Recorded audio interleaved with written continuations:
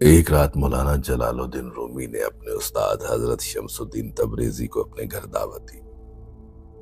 مرشد شمس تشریف لائے۔ کھانے کے سب برتن تیار ہو گئے تو شمس نے رومی سے فرمایا، کیا تم میرے پینے کے لیے شراب لا سکتے ہو؟ رومی یہ سن کر حیران رہ گئے، کیا استاد بھی شراب پیتے ہیں؟ شمس نے کہا، ہاں بالکل۔ رومی نے عرض کیا، مجھے معاف کیجئے، مجھے اس کا علم نہیں تھا۔ شمس نے فرمایا، اب جان گئے ہو لہذا شراب لا دو۔ رومی بولے، اس وقت رات کے کہاں سے لاؤں؟ شمس نے کہا، اپنے کسی خادم کو بھیج دو۔ رومی نے کہا، میرے نوکروں کے سامنے میری عزت ختم ہو جائے گی۔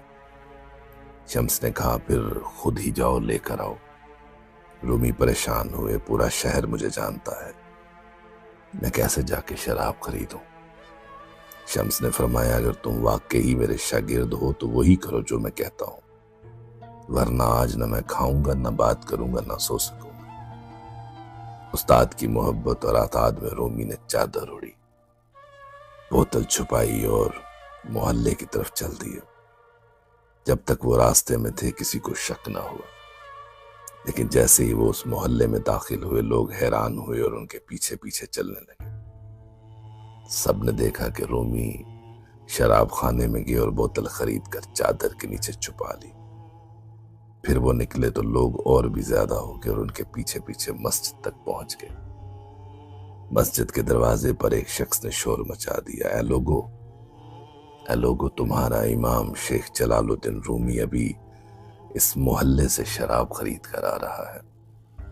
یہ کہہ کر اس نے رومی کی چادر ہٹا دی اور بوتل سب کے سامنے آ گئی۔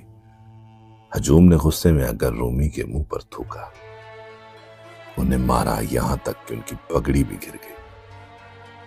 رومی خاموش رہے، انہوں نے اپنی صفائی پیش نہیں کی۔ لوگ اور بھی یقین کر بیٹھے کہ وہ دھوکا کھا گئے۔ انہوں نے رومی کو بری طرح مارا اور کچھ نے تو قتل کرنے کا بھی ارادہ کر لیا۔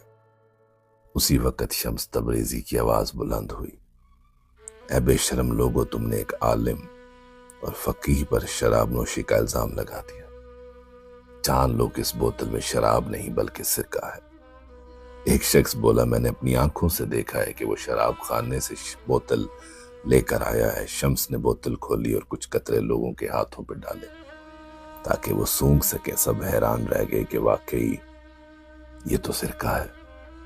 اصل بات یہ تھی کہ شمس پہلے ہی شراب خانے گئے اور دکاندار کو کہہ آئے تھے کہ اگر رومی بوتل لینے آئے تو انہیں شراب کی بجائے سرکہ دینا۔ اب لوگ اپنا سر پیٹنے لگے اور شرمندگی کے مارے رومی کے قدموں میں گر گئے۔